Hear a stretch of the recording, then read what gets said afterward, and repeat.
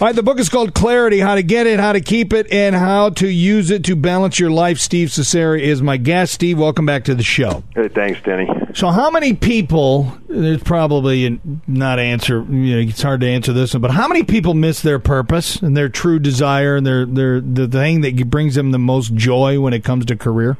Well, Gallup actually did a survey of 2 million people, and out of those 2 million people, 86% said they hated doing what they did for a living. So the statistics show that about 14% of the population really enjoys doing what they are doing for a living. And again, we call that your genius, where what you do really well matches up with what your passion is in life. And again, typically it's about 14% of the population that have that figured out. And most people just end up doing what they do for a living. They start to become pretty good at it. And they kind of get stuck on that track, and then they, get the mortgage, they get the kids in private school or whatever it might be, and they end up becoming a slave to the job because they got to pay the overhead, rather than going out and doing what they really are passionate about doing. Chapter 4, Find Your Genius. So is there a, steps that you can go through to find out what it is, or do you think most people already know? No, there's steps you can take. There's tests you can take that I refer to in the book that will give you some idea of what your genius is. But typically when you're working in it, again, you have more energy. Your intuition is higher. When you're working in your genius, you don't get tired. Typically, when you're working for a lot of companies, and I'll just give you an example. One of my daughters got a 780 on her math test, the SATs, and a 550 in the verbal. And what they told her was, well, you need to stop working on the math and start focusing on the English and the verbal. And it's just the opposite when we get into the real world. Is they don't pay us for what we're not good at. They pay us for our strengths.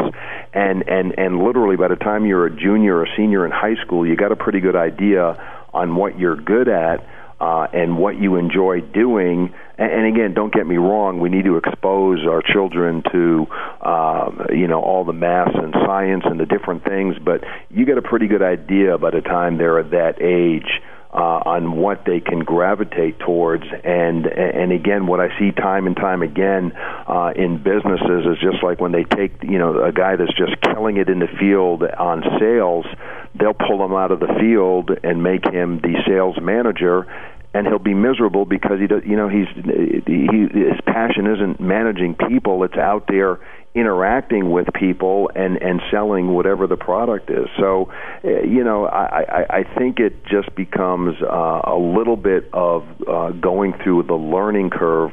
But I do give you specific steps in the book of things that you can do. There's websites you can go to take tests that will give you some idea. And then when you read the rest of that chapter and you start to put all those things together, you'll get a better sense. One of the exercises I have people do is write a letter to 10 or 12 people. Some are their family, some are their work associates, some are just people that might know them casually. And he asked the question, what do you see that I am most passionate about, and what would you identify as my greatest strength? And what's amazing is that you will get feedback that will either validate what you already know or open your eyes on how other people perceive you. And I'll give you an example for myself. I did that, and people told me, that I was an incredibly gifted speaker. And I did some speaking, and I like to speak, but I really didn't think it was something that other people perceived was a gift because it just came so easy for me.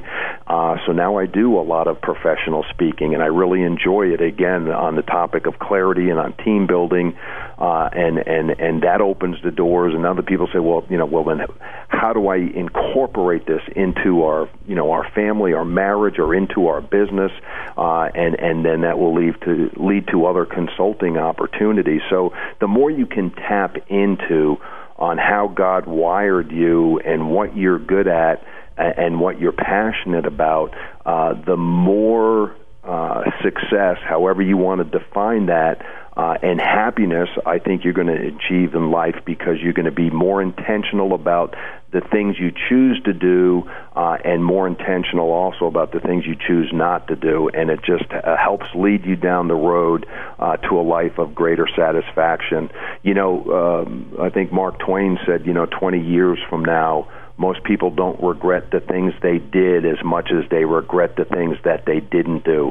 And when you look back, you don't want to have any regrets in life.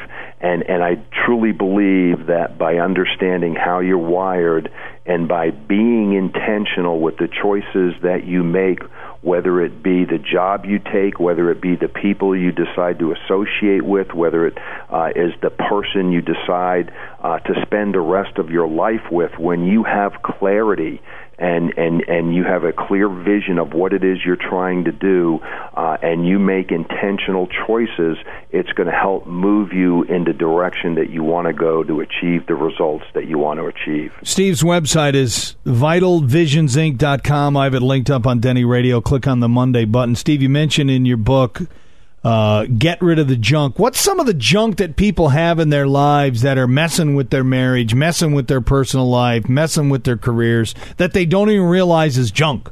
Well, I think in some way, shape, or form, Denny, we're all adult children of dysfunctional families. We all carry baggage from our family. There's emotional junk that we have in our life, and I had a dear friend that I went to see to unload some of that emotional junk. He just happened to charge me $175 an hour, and he gave me some really good advice. He said, Steve, we all have kind of demons running around in our house, but the secret is to keep them locked in the basement so they don't take over the whole home. And he, by that he didn't mean that you don't deal with issues. Sometimes you need to go seek professional help, but you don't let the emotional baggage and junk from your childhood or things that have happened along the way take over your whole life. And I actually still carry a little skeleton key on my ring as a reminder, to keep that junk locked in the trunk. There can be other types of baggage out there, financial junk.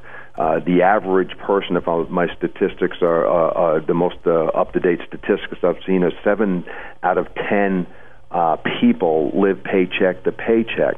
When you're struggling financially, you become a slave to debt, and it becomes very difficult to go through life carrying all of that type of junk behind you. But I categorize junk into about 5 or 6 different categories, and again, talk about it from the perspective on how to minimize it, how to deal with it, how to simplify your life.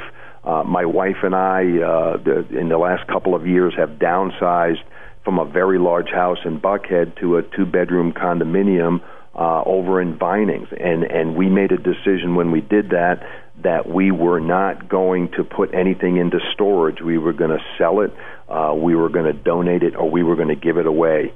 And when you're moving from a 7-bedroom home to a 2-bedroom condo, I tell you what, that it's amazing how much stuff you accumulate over the years. But again, it was an emotional experience going through it and making that downsize.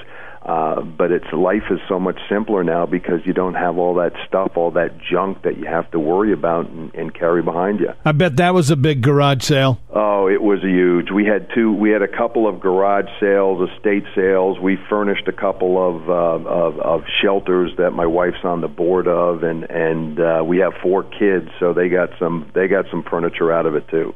So the WOW experience you mentioned in the book, what is it, and how do you create it? Well, again, to me, especially the way the economy is now, I relate it from a business perspective first. If we're not creating a wow experience for our customers or our clients, somebody else will, and the customers are gonna gravitate to them. And I go through the book and talk about how I've created wow experiences at companies I've been involved with. I give 4 or 5 examples of other businesses that have created wow experiences, and then I take it, to the next step about creating a wow experience on a personal level, in our marriages, in our families. I think what happens, Denny, as I'm coming up on anniversary number 31. You can get complacent after you've been with the same person for a while, and I think it takes, again, intentional choices of trying to create wow experiences. We call them etched memories. To actually plan trips with your family or with your spouse that are going to create exciting wow experiences, and they can be as extravagant as trips to Europe, or it can be as simple as going on a mission trip. One of the most memorable things we did, my wife for her 50th birthday wanted to go down to Pascagoula, Mississippi, and work on a home down there that had been ravaged by Hurricane Katrina. And we worked in this little woman her name was Margie Best, and she was 80 years old. And I remember when they filled out the forms, what are you good at doing? I said, hey, I'll do anything but paint. Well, we went down there. It was 90 degrees, and all we did was paint for 5 days. Of course. But we had my wife, myself, our 4 children. We slept on the floor of a local church down there, and it was the most rewarding experience we have. And there's a big picture of us all with our painter hats on and paints all over our face. And we got to befriend this woman who basically said, oh, my gosh, I don't know why everybody is doing all this for me. She had gone through some rough times. Her husband had just died. And she says, well, God must still have a purpose for me because so many people are being so nice. I know how to play the piano. I think I'm going to go back to my church and start playing the piano at 80 years old. Wow. And so, to me, that was a wow experience. And I mean, whenever you give like that, you just get so much more in return. It is just such a great feeling. So it's Steve Cesare. The book is called Clarity: How to Get It, How to Keep It, How to Use It to Balance Your Life. Steve, thanks so much for going on. I really appreciate it, and I look forward to reading it. And when I get done with it, we'll have you back on. Hey, Denny, appreciate it. And just remember, everything you've experienced in life has prepared you for what you're about to do. So keep doing what you're doing to the best of your ability, and it'll open up other doors for you to go to bigger and better places. Amen. So I appreciate it, brother. Have a good night. You too. God bless.